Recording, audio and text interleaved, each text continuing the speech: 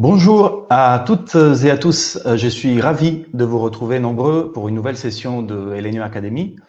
Je suis Davide Goruppi, le directeur marketing de Elenio. Quelques mots d'introduction. Elenio Academy, vous le savez bien, est un espace d'échange, d'approfondissement et de formation autour du secteur de l'énergie. Nous organisons un webinaire par mois de la durée d'une demi-heure. C'est un format court qui nous oblige à aller droit au but, en sachant que les agendas de nos auditeurs sont bien remplis. Notre objectif est de rendre plus accessibles des sujets souvent perçus comme complexes, en identifiant le bon équilibre entre simplicité et technicité. Comme vous le savez, Elenio est une société de conseil et d'édition de logiciels. Nous nous adressons à une cible diversifiée, composée de grands consommateurs d'énergie d'un côté et de fournisseurs et producteurs de l'autre. Donc, nos webinaires sont destinés à ces deux catégories de professionnels et ils sont en accès libre. Avant de commencer, sachez qu'il est possible de poser des questions tout au long du webinaire en utilisant l'onglet en bas à droite de votre écran. Nous essayerons d'y répondre soit par écrit pendant l'exposé, soit à l'oral après. De plus, nous sommes preneurs de tous vos commentaires et vos feedbacks quant au format d'Elenio Academy et au sujet choisi. Si par ailleurs, il devait y avoir des sujets que vous voudriez que l'on traite au cours des prochaines sessions, n'hésitez surtout pas à nous envoyer un email à contact@elenio.fr. Bien, après cette introduction, nous pouvons dévoiler le sujet d'aujourd'hui, les marchés de gros de l'énergie. Pourquoi ce sujet? Pour deux raisons principales.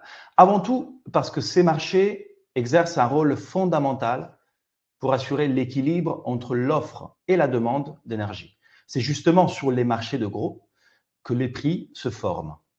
En deuxième lieu, puisque leur fonctionnement a un impact décisif sur l'activité et les stratégies des acteurs présents sur les marchés de l'énergie, soit-ils des fournisseurs, des producteurs ou des consommateurs.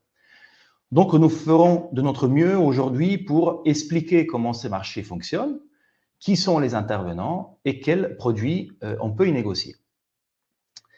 Commençons par une définition. Le marché de gros désigne le marché où l'électricité ou le gaz naturel sont négociés, donc achetés ou vendus, avant d'être livrés au client final via le réseau. Il s'agit donc de lieux virtuels où des vendeurs et des acheteurs se rencontrent pour négocier des quantités d'énergie. À ce stade, il est très important de distinguer les deux canaux au travers desquels ces opérations de vente et d'achat s'exécutent. Le premier est le gré à gré, ou over the counter en anglais. Donc, deux contreparties peuvent décider d'échanger des quantités d'énergie dans le cadre d'une négociation bilatérale, au cours de laquelle ils définissent les prix et les conditions contractuelles. Pour la gestion de ces échanges bilatéraux, les secteurs de l'énergie s'est doté de standards contractuels visant à harmoniser les pratiques et les clauses. Les plus utilisés sont les contrats EFET, qui sont des contrats cadres conçus justement pour faciliter le commerce de gré à gré en définissant un cadre précis et standard. Les négociations sur les marchés de gros peuvent se dérouler également sur les bourses de l'énergie, qui sont des plateformes d'échange où des acheteurs et des vendeurs d'énergie peuvent effectuer des transactions dans un cadre précis et réglementé. Avant d'illustrer le fonctionnement d'une bourse de l'énergie, commençons par recenser les principales bourses existantes en Europe. Pour l'électricité, nous devons de citer Apex Spot et Nord Pool, qui ont une couverture presque pan-européenne. C'est un peu les leaders sur les marchés spot et intraday de l'électricité en Europe. Apex Spot fait partie du groupe allemand IX, qui est l'acteur leader en Europe sur justement l'activité de vente et achat de gaz et électricité, soit-il spot ou à terme. Dans le slide, nous illustrons également l'OMIE, qui est actif sur la péninsule ibérique, et le GME, donc Gestore Mercati Energetici, actif en Italie. En ce qui concerne le gaz, ici aussi, nous avons deux opérateurs leaders. Encore l'allemand IX, qui, comme vous le voyez sur cette carte, permet l'échange sur sa bourse des principaux index européens, et ICE, donc une société américaine, avec une présence mondiale et une activité s'étendant sur une liste très riche d'actifs, en partant des biocarburants aux commodités agricoles, au charbon, au gaz. Et la bourse consacrée à la vente et l'achat de gaz et d'électricité s'appelle ICE Index. Bien, nous pouvons rentrer dans le vif du sujet. Comment fonctionnent ces bourses de l'énergie? Comme tout marché, ce sont des lieux d'échange entre des vendeurs et des acheteurs. Ces vendeurs et ces acheteurs, ce sont les membres du marché. Ces membres peuvent se connecter à la plateforme et soumettre des ordres pour acheter ou vendre des quantités. Ces ordres sont enregistrés dans des livres appelés order books. Il s'agit de listes d'ordres d'achat ou de vente organisées par niveau de prix. Des algorithmes permettent ensuite de coupler les ordres d'achat et les ordres de vente dans le cadre d'un processus qui est appelé matching. Sur un marché liquide, caractérisé par de nombreux participants et par un nombre élevé de transactions, les prix d'achat et de vente convergeront vers un prix d'équilibre, le clearing price, qui est le prix auquel une transaction peut être exécutée. Nous pouvons également voir le clearing price comme le point d'intersection entre la courbe de demande et la courbe d'offre. En effet, avec un prix trop bas, nous risquons d'avoir un surplus de demande et inversement, à un prix trop haut, ce sera l'offre à être excédentaire. Donc, le clearing price est le prix d'équilibre entre offre et demande qui, par conséquent, permet de maximiser les quantités échangées. En parlant du fonctionnement des marchés de gros et en particulier des bourses de l'énergie, il y a un autre aspect qu'il est primordial de présenter, la présence des chambres de compensation ou clearing house. En français, nous pouvons les définir également contrepartie centrale. À quoi est-ce qu'elles servent? Sur les marchés de gros, les échanges de volume entraînent des expositions financières importantes pour les contreparties. Nous savons tous que dans le cadre d'une négociation gré à gré, il est primordial d'évaluer le risque de crédit de ces contreparties. Par ailleurs, la négociation nécessaire à atténuer le risque crédit de la contrepartie, donc le risque que cette contrepartie ne soit pas en mesure de payer à la date d'échéance, est toujours une phase très chronophage et peut représenter d'ailleurs une raison valable pour faire capoter un accord. Pour éviter ce type d'obstacle et ne pas freiner la fluidité des échanges ni la confiance des opérateurs, chaque bourse dispose de chambres de compensation. Il s'agit donc d'instituts de crédit ou de banques qui, lorsqu'une transaction est effectuée, deviennent la contrepartie unique de l'acheteur et du vendeur. En d'autres mots, la contrepartie centrale devient le vendeur unique de chaque acheteur et l'acheteur unique de chaque vendeur. Elle assume de fait le risque de crédit de chaque transaction à la place des deux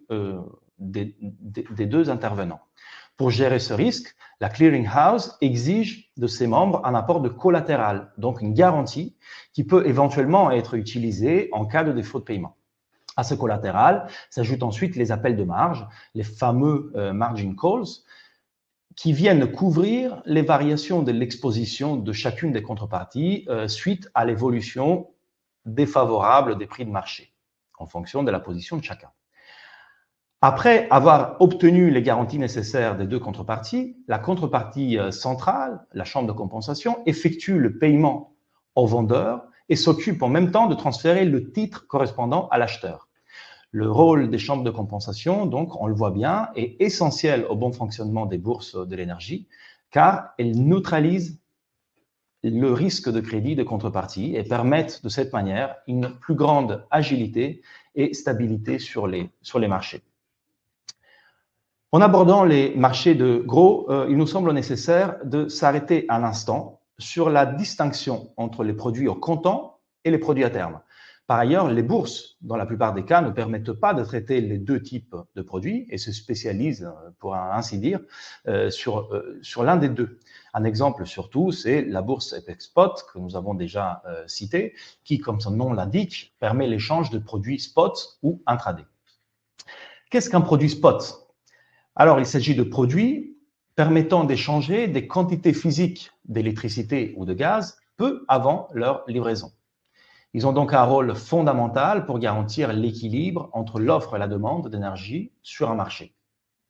Sur des bourses spot, nous retrouvons habituellement deux types de marchés, le marché day ahead et le marché intraday. Le marché day ahead, comme son nom l'indique, désigne la négociation pour le lendemain. Il s'organise autour d'une enchère quotidienne au cours de laquelle des ordres d'achat et de vente sont insérés pour chaque heure de la journée. Le croisement entre les ordres, comme vu tout à l'heure, donne lieu à un clearing price, qui est le prix auquel les contreparties devront acheter ou vendre. Ce prix, sur une bourse au comptant de l'électricité, est censé refléter essentiellement les coûts variables de production de l'énergie. Donc, le principe de fixation du prix sera le merit order, donc un ordre de priorité dépendant du coût marginal de production de chaque moyen de production. Nous avons ensuite les marchés intraday qui permettent en revanche d'ajuster les positions au plus près du temps réel, avec un système d'ordre d'achat et de vente qui sont appariés continuellement, 24 heures sur 24. L'exécution de la transaction intervient alors aussitôt que deux ordres insérés dans la plateforme coïncident au niveau du prix.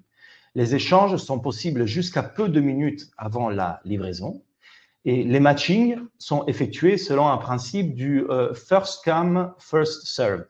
Donc, les meilleurs prix sont servis en priorité. Ça veut dire les prix d'achat les plus élevés et les prix de vente les plus bas. Nous avons ensuite les produits à terme. Les produits à terme sont des produits dérivés qui représentent un engagement ferme de livraison d'un actif sous-jacent à une date future, selon des conditions qui sont fixées dès le départ, en particulier le prix.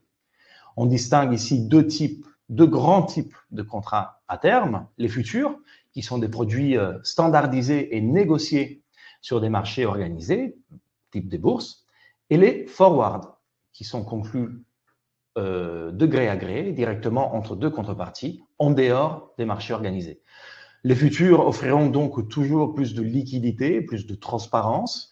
De l'autre côté, les forwards sont plus flexibles et intègrent aussi, en revanche, un risque de contrepartie, comme nous l'avons vu tout à l'heure. Passons maintenant à identifier les principaux players qui interviennent sur les bourses de l'énergie. En général, nous retrouverons les mêmes catégories d'intervenants sur les bourses où s'échangent des produits spots et sur les bourses où s'échangent des produits dérivés à terme. Ce qui diffère, c'est éventuellement leur concentration.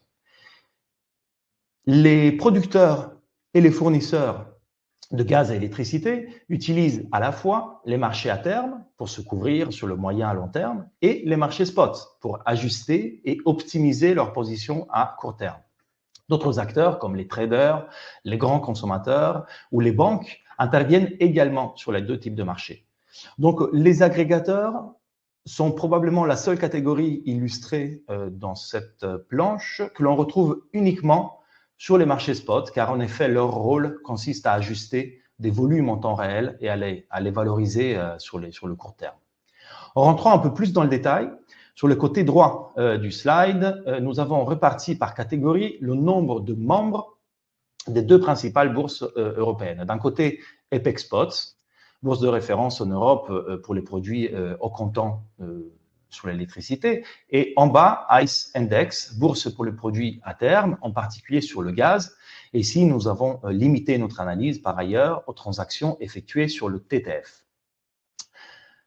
La donnée qui émerge des deux camemberts est que dans les deux cas, si nous additionnons les sociétés de trading et les banques, nous retrouvons presque 3/4 des intervenants totaux. Les traders sont prédominants sur le marché spot, alors que sur un marché de produits à long terme, dérivés à terme, nous retrouvons davantage de fonds d'investissement. En analysant ces données, il nous semble de pouvoir affirmer que ces différentes catégories d'intervenants peuvent être réparties en deux groupes principaux. D'un côté, nous retrouverons sur les bourses de l'énergie des acteurs qui réalisent des opérations de couverture, tels des fournisseurs ou des producteurs ou des clients industriels. En fonction de leur position, ces acteurs iront chercher sur des marchés à terme des produits dérivés leur permettant de fermer des positions ouvertes de sens inverse. De cette manière, un client industriel, par exemple, qui est nativement court, car son activité de production requiert évidemment un apport d'énergie, voudra couvrir une portion de son risque de prix avec des produits futurs. Et de la même manière, mais dans le sens inverse, un producteur couvrira une portion ou la totalité du risque de prix lié à la valorisation de sa production en vendant des produits futurs. De l'autre, nous avons des acteurs qui spéculent sur les marchés de l'énergie. Des acteurs donc qui cherchent des opportunités pour vendre des positions longues à un prix plus élevé par rapport à celui d'achat et vice-versa. Nous retrouvons dans cette catégorie des fonds d'investissement, ainsi que certaines maisons de trading, comme vu dans le slide précédent. Ces acteurs représentent la grande majorité des intervenants présents sur les marchés. Les choix de ces acteurs sont souvent dictés par la nécessité d'anticiper des trends de marché. Donc, ils essayent d'interpréter des événements affectant la psychologie des marchés. Le risque de cette approche, évidemment, est qu'elle peut produire des oscillations de prix sur les marchés qui ne sont pas justifiées par une évolution correspondante des fondamentaux. Nous avons alors des épisodes de volatilité, comme nous en voyons assez souvent sur les marchés au jour d'aujourd'hui. Il est ensuite important de ne pas confondre les bourses de l'énergie avec les price providers. Pour certains, probablement, cela est quelque chose d'assez évident, mais il nous semblait important de remarquer la différence au cours de cette session. Les bourses de l'énergie, comme nous l'avons vu, sont des places de marché sur lesquelles sont centralisées les négociations pour l'achat et la vente de gaz ou électricité.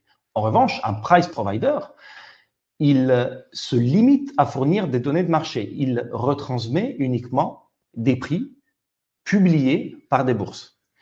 Nous avons pensé que dans le cadre de cette session, il pouvait être intéressant de revenir sur les informations qui sont présentées par l'écran d'un price provider. Ici, nous avons un exemple. Nous avons sélectionné des cotations gaz sur le CAL 26, 27 et 28, telles que publiées par ICE Index au Benelux, donc sur le TTF. Après le produit coté, en haut à gauche, nous avons deux colonnes fondamentales, la colonne bid et la colonne ask.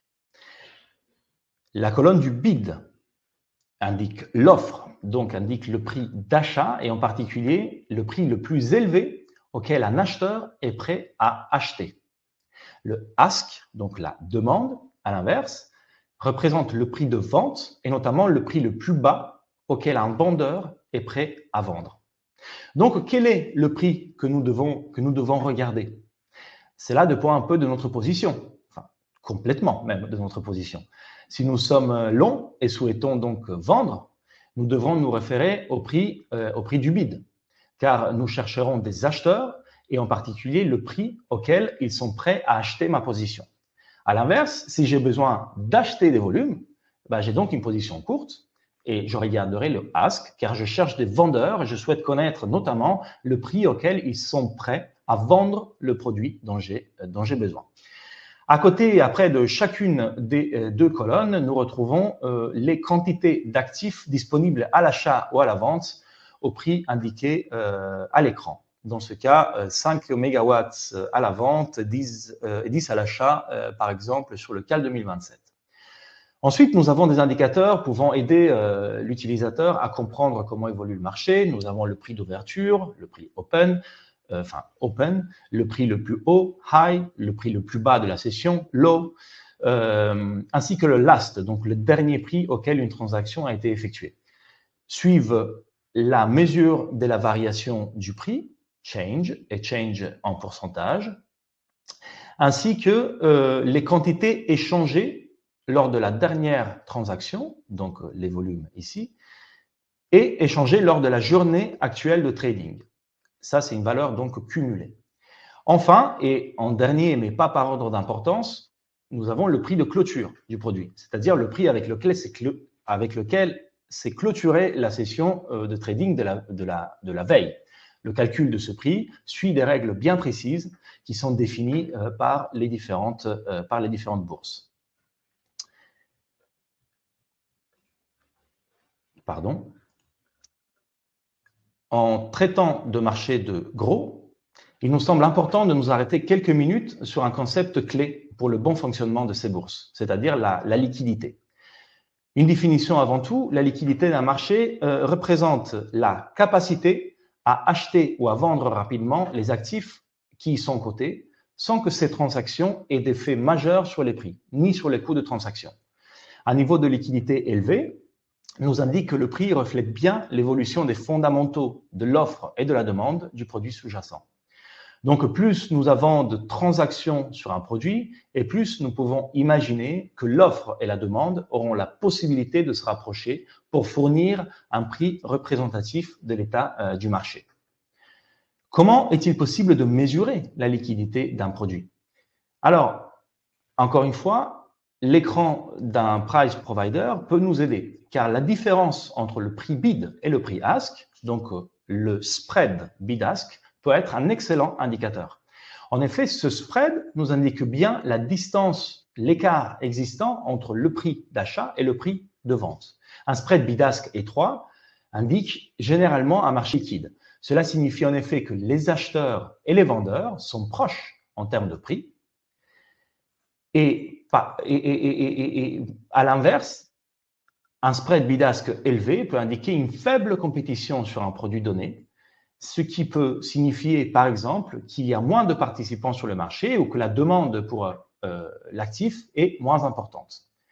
Dans le graphique sur le côté, sur des produits moyennement liquides comme un baseload CAL 2026 d'électricité en France, nous pouvons observer comment le spread bid-ask, il soit plus large, plus ample le matin à l'ouverture de marché, et il a tendance à se resserrer au fur et à mesure que les heures passent et des transactions sont exécutées.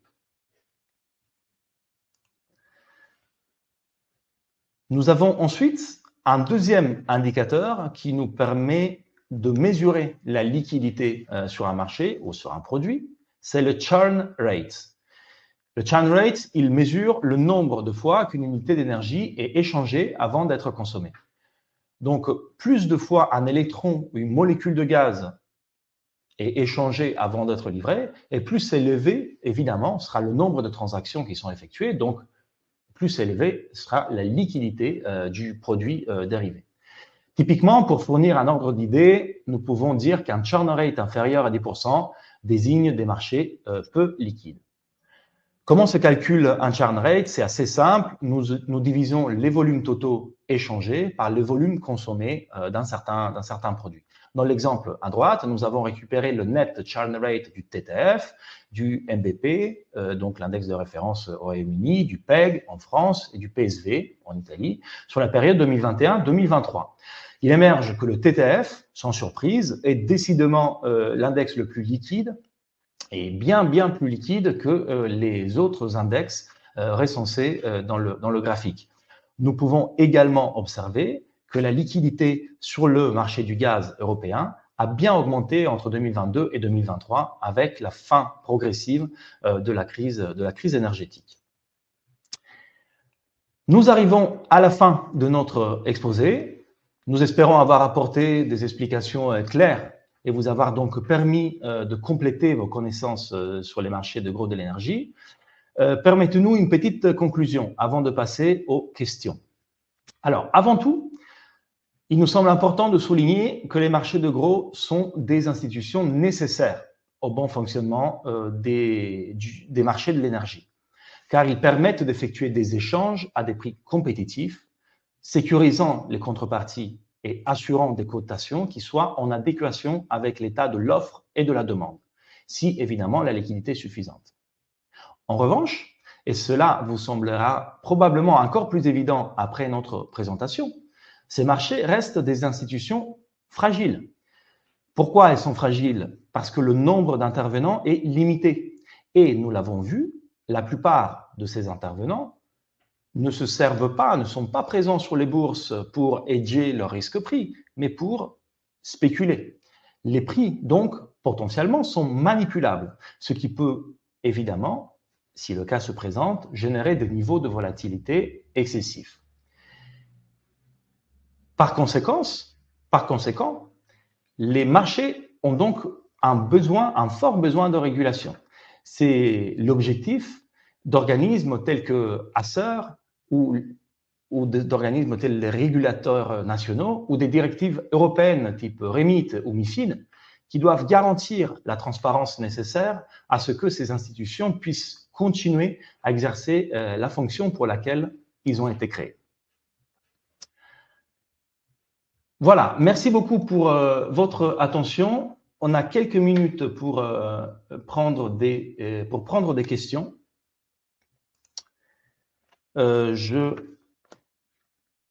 prends une qui concerne la possibilité de manipuler les marchés. Est-ce que les marchés sont manipulables? Nous venons de le dire, oui, potentiellement, ils sont manipulables, les marchés. Pourquoi? Parce que les marchés de gros de l'électricité ou les marchés de gros du gaz restent des marchés plutôt étroits, donc le nombre d'intervenants est limité. Par conséquent, un achat massif ou une vente massive peuvent effectivement faire monter ou descendre le prix de manière importante. Maintenant, qui aurait intérêt à manipuler ces marchés? De notre point de vue, cela peut être un producteur qui aurait intérêt plutôt à faire monter le prix pour valoriser au mieux sa production, ou bien des consommateurs qui auraient intérêt à faire baisser les prix pour effectivement payer moins cher quelque chose dont ils ont absolument besoin. Mais nous l'avons vu, ces acteurs, ils ne spéculent pas sur les marchés et ils sont sur les bourses essentiellement pour se protéger en réalisant des opérations de couverture.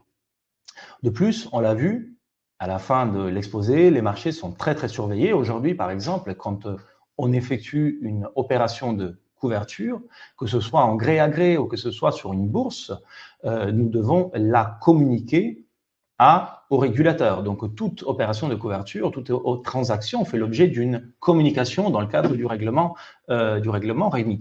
Donc, la réponse à cette question est oui, potentiellement, les marchés sont manipulables. Dans les faits, nous ne pensons pas qu'ils soient manipulés. Une deuxième question qui concerne l'intérêt. Donc, y a-t-il l'intérêt pour un client industriel d'aller sur la bourse? Nous pensons que acheter ou vendre des quantités d'énergie sur une bourse de l'énergie n'est pas une chose très aisée, très simple. Ça peut effectivement cacher des complexités. Alors déjà, il est nécessaire d'être opérateur d'équilibre, responsable d'équilibre ou shipper. Il faut conclure des accords avec des banques, il faut payer des garanties, des appels de marge. Donc, sauf des cas particuliers, le plus simple, probablement, est d'avoir un accès indirect à ces marchés de gros, donc passer par des prestataires qui puissent nous fournir un accès au marché. De cette manière, on pourra profiter de la flexibilité et de la transparence des marchés, tout en évitant de subir les complexités qui sont générées par un accès direct, justement, sur les bourses. Il manque une minute. Je vais prendre une toute dernière question qui concerne les appels de marge. Est-ce que les appels de marge ont un impact sur les prix de marché? Alors, merci pour cette question. Une question un peu technique. Les appels de marge, donc voyons rapidement de quoi il s'agit. On l'a expliqué rapidement pendant l'exposé. Ce sont des sommes d'argent que les chambres de compensation appellent quand le prix d'un produit à terme évolue dans le sens défavorable par rapport à son détenteur. Donc, quelqu'un qui achète du gaz à terme devra verser de l'argent si le prix du produit qu'il a acheté baisse. Si réciproquement, un vendeur de gaz devra verser de l'argent à la chambre de compensation si le prix du produit qu'il a acheté monte. Donc, qu'est-ce qui peut se passer? Il peut se passer que un acheteur de gaz, imaginons, qui doit verser de l'argent parce que le prix du produit qu'il a acheté baisse, il pourrait, à un moment donné, si la baisse est trop importante, décider de vendre ce produit pour que les appels de marge cessent. Cela donc contribuera à faire baisser les prix du produit davantage. Donc, la réponse à cette question est que oui, les appels de marge peuvent avoir tendance à amplifier les mouvements de marché. Il est 16h31. On est en retard d'1 minute sur notre planning. Merci beaucoup pour nous avoir suivis jusqu'à la fin. Nous vous invitons à revenir vers nous pour toute question au sujet traité, au sujet des bourses de l'énergie et des marchés de gros. N'hésitez pas aussi à nous signaler des sujets que vous souhaiteriez que l'on traite au cours des prochaines sessions. Nous vous souhaitons un excellent après-midi. À très bientôt.